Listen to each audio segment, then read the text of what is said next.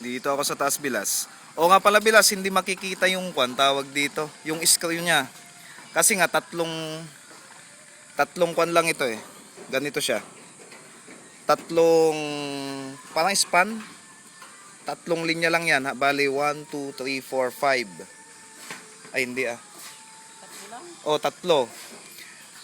Kaya malinis ito, Bilas, na wala siyang screw dyan. Kasi natatakpan yun. Nasaan ba? Ayun siya. Ayun. Natatakpan yan. Pag inilagay ulit yung isa pa, natatakluban yung screw niya. Kaya hindi siya kita dito. Hindi gaya nung kwan. Hindi gaya nung ibang mga color roof na kailangan talagang mapuno ang screw dito sa taas. Ito pala, natatakpan yon yung screw dun sa ilalim.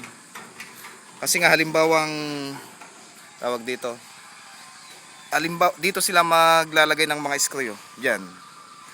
Tapos ito naman tataklob na yan, maglalak doon gaya ng sinabi ko na maglalak.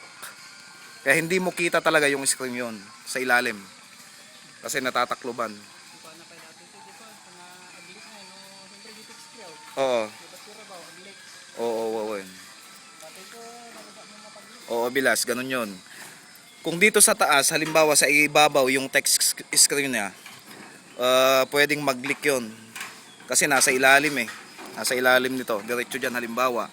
Ito naman, nasa loob. Nasa ilalim. Tatakluban ng pangalawang ilalagay mong mulave. Yan oh. Kaya okay din tong kwanto. Yerong ito. Kakatakot eh. Buti lang sana kung ipinaglihi ako kay Kon Bilas, Spider-Man. Ipinaglihi lang ako kay Kon eh. Tarzan.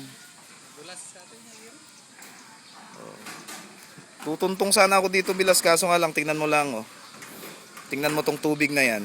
Hindi masyadong dumadaloy kasi nga parang may oil siya.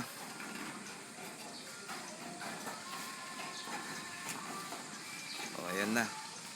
Okay na ba, Bilas? Paliwanag ko ulit yung pagkuha ng screw ha. Ayun, nasa ilalim. Matatakluban yan ng isa pang ikakabit na mulabe. Ganun siya. Saan na ba? Ayun. Ayun, matatakluban yan. Ganyan. Ayan. Oh, ito ang tataklob. Isa pa. Yun siya. Ayun. Okay din.